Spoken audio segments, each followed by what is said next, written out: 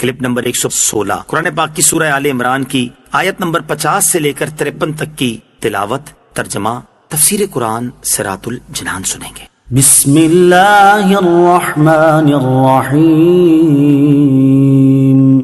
ترجمہ، اللہ کے نام سے شروع جو نہایت مہربان رحمت والا ہے۔ وَمُصَدِّقًا لِمَا بَيْنَ يَدَيَّ مِنَ التَّوْرَاةِ وَلِأُحِلَّ لَكُمْ بَعْضَ الَّذِي حُرِّمَ عَلَيْكُمْ وَجِئْتُكُمْ بِآيَةٍ مِّن رَّبِّكُمْ فَاتَّقُوا اللَّهَ وَأَطِيعُونِ۔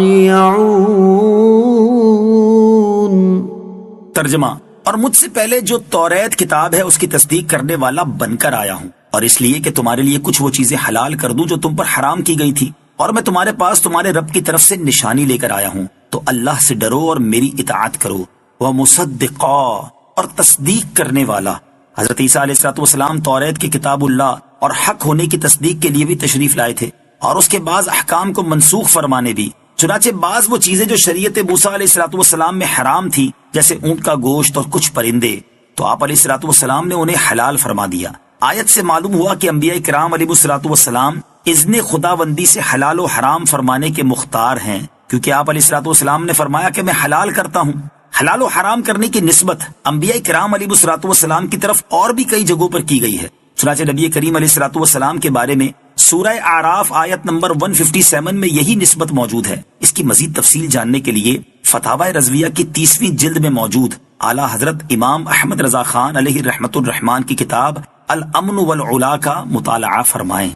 ان اللہ ربی وربکم فاعبدوہ ھذا صراط مستقیم۔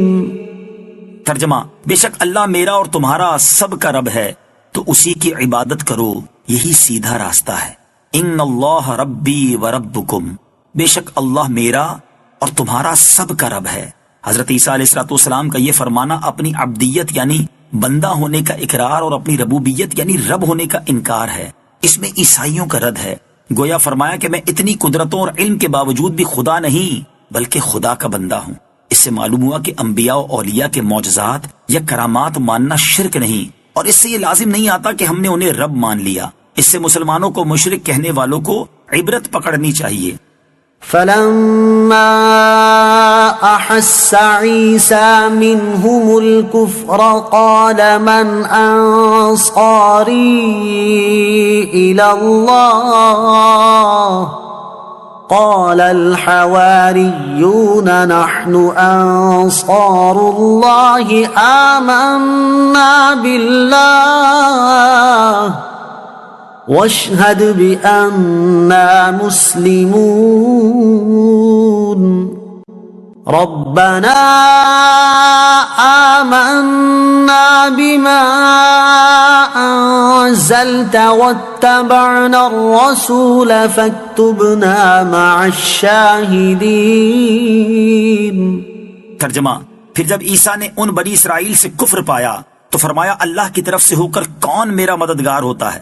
مخلص ساتھیوں نے کہا ہم اللہ کے دین کے مددگار ہیں، ہم اللہ پر ایمان لائے ہیں اور آپ اس پر گواہ ہو جائیں کہ ہم یقیناً مسلمان ہیں۔ اے ہمارے رب، ہم اس کتاب پر ایمان لائے جو تو نے نازل فرمائی، اور ہم نے رسول کی اتباع کی، پس ہمیں گواہی دینے والوں میں سے لکھ دے۔ فلما احس عیسیٰ منہم الکفر، پھر جب عیسیٰ نے ان سے کفر پایا، یعنی جب حضرت عیسیٰ علیہ السلام نے دیکھا کہ یہودی اپنے کفر پر قائم ہیں اور آپ علیہ السلام کے قتل کا ارادہ رکھتے ہیں، اور اتنی روشن آیات اور معجزات سے بھی ان پر کوئی اثر نہیں ہوا، اور اس کا سبب یہ تھا کہ انہوں نے پہچان لیا تھا کہ آپ علیہ السلام ہی وہ مسیح ہیں جن کی توریت میں بشارت دی گئی ہے، اور آپ علیہ السلام ان کے دین کو منسوخ کریں گے۔ تو جب حضرت عیسیٰ علیہ السلام نے دعوت کا اظہار فرمایا تو یہ ان پر بہت شاق گزرا، اور وہ آپ علیہ السلام کے ایذا اور قتل کے درپے ہوئے، اور انہوں نے آپ علیہ السلام کے ساتھ کفر کیا۔ آپ علیہ السلام نے اس وقت فرمایا کہ کون ہے جو اللہ عز و جل کی طرف ہو کر میرا مددگار بنے؟ اس پر حواریوں نے آپ کی مدد کا وعدہ کیا۔ حواری وہ مخلصین ہیں جو حضرت عیسیٰ علیہ السلام کے دین کے مددگار تھے اور آپ پر اول ایمان لائے۔ یہ 12 اشخاص تھے۔ اس سے معلوم ہوا کہ بوقت مصیبت اللہ عز و جل کے بندوں سے مدد مانگنا سنت پیغمبر ہے۔ حواریوں نے کہا ہم ایمان لائے، اور پھر کہا آپ علیہ الصلوۃ والسلام ہمارے مسلمان ہونے پر گواہ بن جائیں۔ اس سے معلوم ہوا کہ ایمان و اسلام ایک ہی ہیں، اور یہ بھی معلوم ہوتا ہے کہ پہلے انبیاء علیہ الصلوۃ والسلام کا دین اسلام تھا، یہودیت و نصرانیت نہیں۔ اسی لیے ایمان لانے والوں نے اپنے آپ کو مسلمان کہا، عیسائی نہیں۔